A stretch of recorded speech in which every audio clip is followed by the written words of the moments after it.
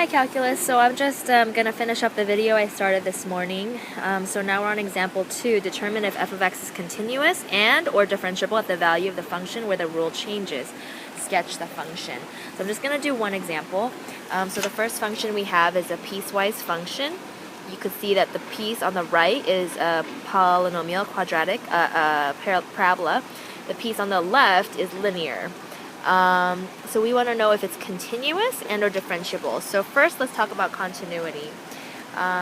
If a function is going to be continuous, let me use blue here. If a function is going to be continuous, then the limit from the left and the limit from the right have to match the actual output value. So let's start with continuity. So the limit of f of x from the left of 2, okay, is going to be the limit as x goes to 2, sorry, that was incorrect.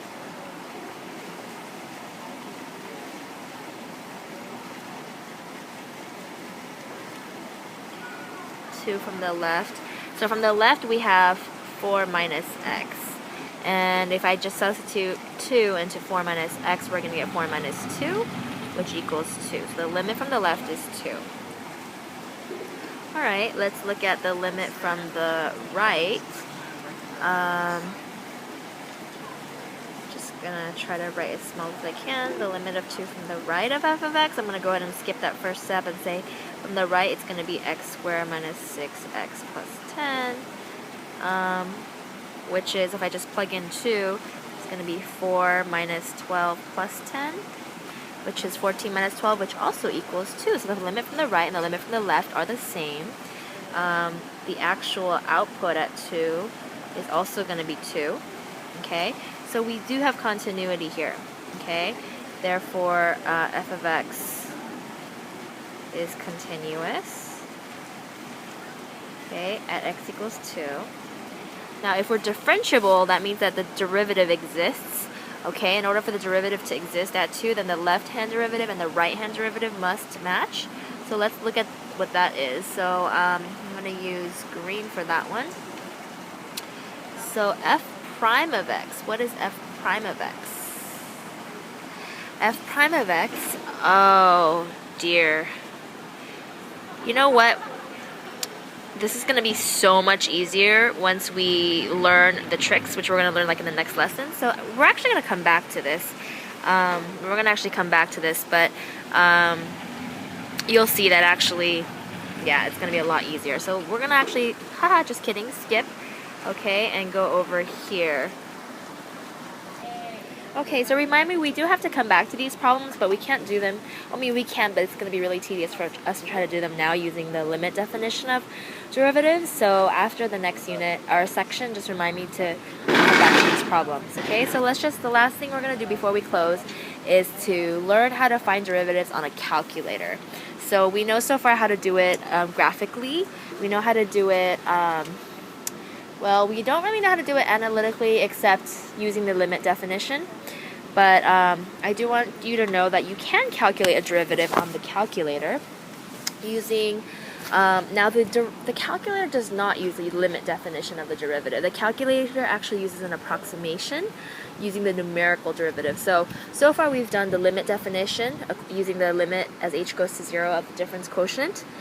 We've also talked about the alternate definition of the limit as x goes to a of f of x minus f of a over x minus a, right? Now there's two more definitions that you should know about. One is called the symmetric difference quotient. The symmetric difference. It's too dark. Okay, so symmetric difference quotient, and that is, the symmetric difference quotient is f of a plus h minus f of a over 2h. You might have seen this. You might have noticed this when I was using the sketch pad to show you guys the sketch. Anyway, you might have noticed this before. So if we have instead of having x and x plus h, we're gonna have x here, but we're gonna have our a here, and we're gonna actually add a plus h and a minus h. Okay. And so we're going to approximate the slope of the tangent line. What is it? Like this, not exactly, let's see, you get my point. This tangent line, that slope, we're going to approximate that by finding the secant line. But the secant line, normally we found the secant line by going from x to x plus h, right? But we can also find the secant line AC. It's going to be kind of hard. We can find the secant line going from here. I'm trying to get it to cross, so let's just use my finger. That secant line, right? Going through the first point being f of a minus h and f of a plus h. And notice as that the h gets smaller, so the limit, okay, as h goes to 0 of this difference quotient, the symmetric difference quotient, is really still going to approach f of a, right? I mean the derivative at a.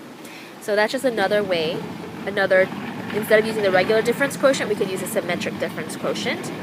Okay, there's another thing we can do. And so then based on that, so I guess I didn't have to do this because basically the numerical derivative uses the symmetric difference quotient and finds a limit as h goes to 0. Okay? And so this is what the calculator uses. So I was wrong when I said the calculator does not use a limit definition. It does, kind of. It uses this, it doesn't go from, so remember, on the normal, or not normal, typical, we used to go to f of x and x plus h, and we found,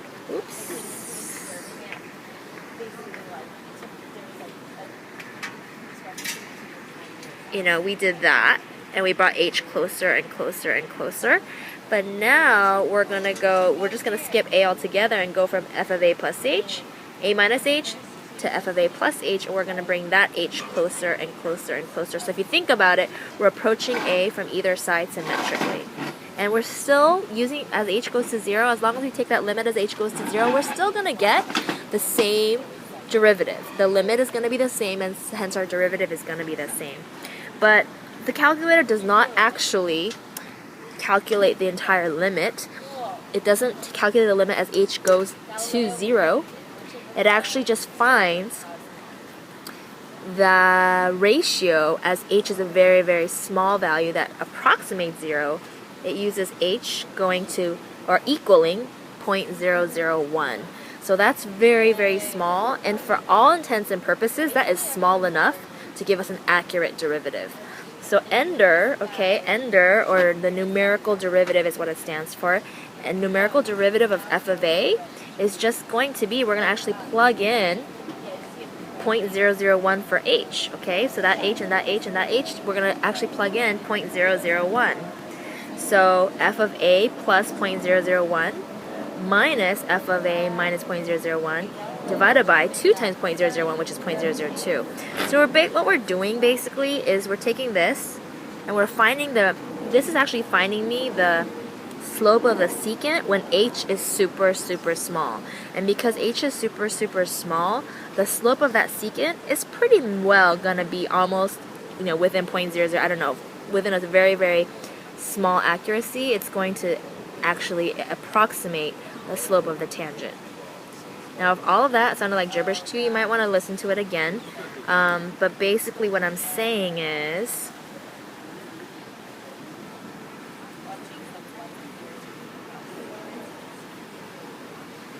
since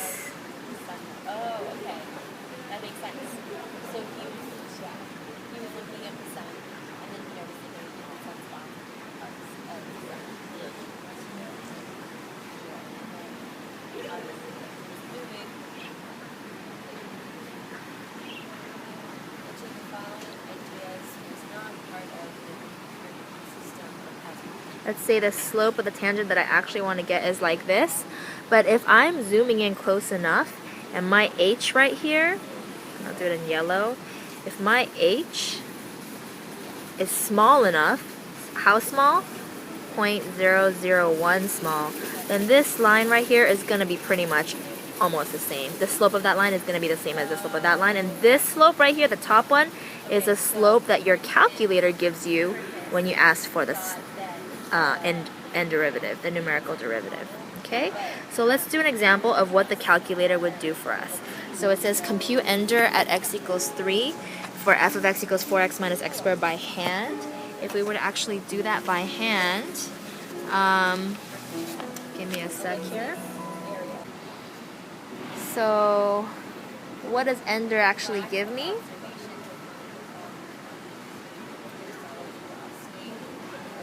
The numerical derivative gives me, so the way you would write this down, you want the numerical derivative of 4x minus x squared, okay, when x equals 3. Okay, this is how you would type it into your calculator. I'm going to talk about that in a minute. This is what you input into your calculator. And this means find me the numerical derivative, which is an approximation of the actual derivative, by finding f of not 3, but 3 plus 0.001. Can I write instead of 3 plus 0.001? Can you get that I'm saying this is 3.001, okay? Minus, what's 3 minus 0.001? F of 0.2999, okay? That's 0.001 away. Divided by 2 times 0.001, which is 0.002. Okay, you can use your calculator at this point or whatnot, but that really means 4 times 3.001 minus 3.001 squared, okay, minus 4 times 2.99. I'm going to run out of space.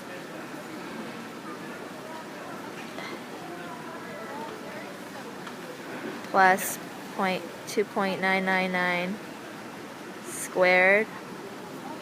Okay, this is the messiest thing ever. All of that divided by 0.002. If you do that calculation, you are going to get... So if you actually do all of those calculations, interestingly enough, you would get negative 2. Go ahead and check for yourself.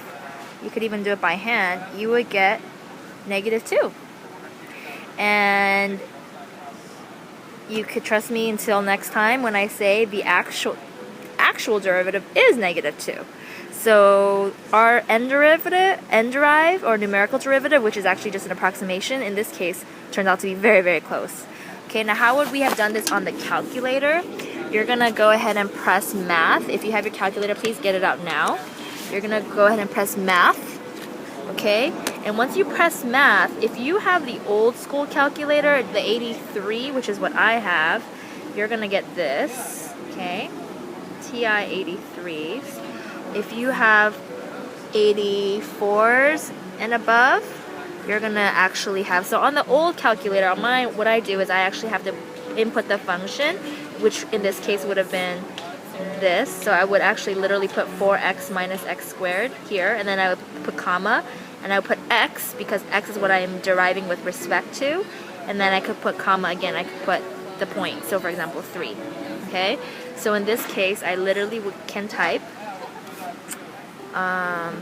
So for our example, you would have typed in. So this is a little. This was a little off over here. So you would have put math 8. Once you press math first, then press 8. 8 gets you to that function that says end derive, the numerical derivative. Parentheses, you put 4x minus x squared, derive with respect to x, and you want to evaluate the derivative at 3. Press enter, and you would get negative 2. Now in the new TI, which is what most of you guys have, that same information is going to go in this format. The nice thing about this format is this is the same notation format we would use when we're writing the problem on paper. So they first want you to tell you what are you deriving with respect to. So you're going to put in, you would put an x here in this box because you're deriving with respect to x. What are you deriving? You put in 4x minus x squared. And then what do you want? You want your x. So these should be the same, okay? You're deriving with respect to x, and your x value is going to be 3. So go ahead and try punching that in, and you should get -2 either way. Okay, so we'll do more practice on the calculator in class. So that concludes the notes. Please have your homework done by tomorrow. See you.